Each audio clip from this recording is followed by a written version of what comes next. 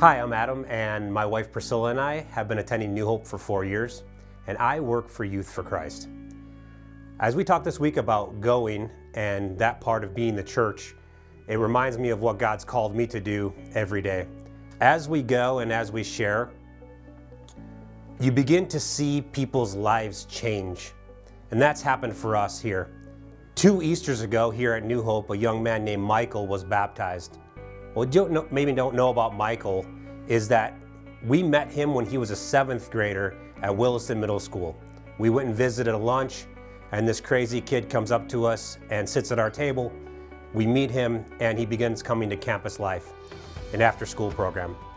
And through that, Michael was introduced to who Jesus is and what Jesus has to say about his life. He was introduced to the Bible for the first time. Even though he had experienced a little bit about church, he didn't know much about God at all. As Michael continued his journey and as we shared faith with him, that takes a lifestyle of sharing.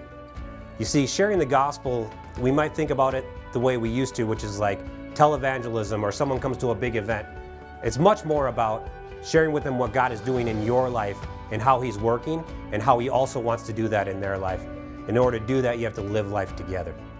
And for Michael, he began to see that in us, and as we continued to share with him, he eventually had an encounter with God for himself.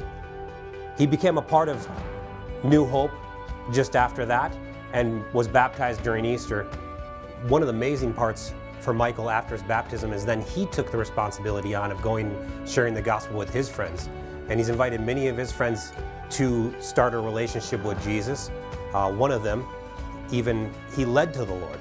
You see, so each of us take that responsibility on as we become Christians. We see this happening all over the place in Youth for Christ, that people understand that they're called to go and do this, and then they choose to take on the mantle of sharing the gospel with other people. And as they go, more and more people hear about it.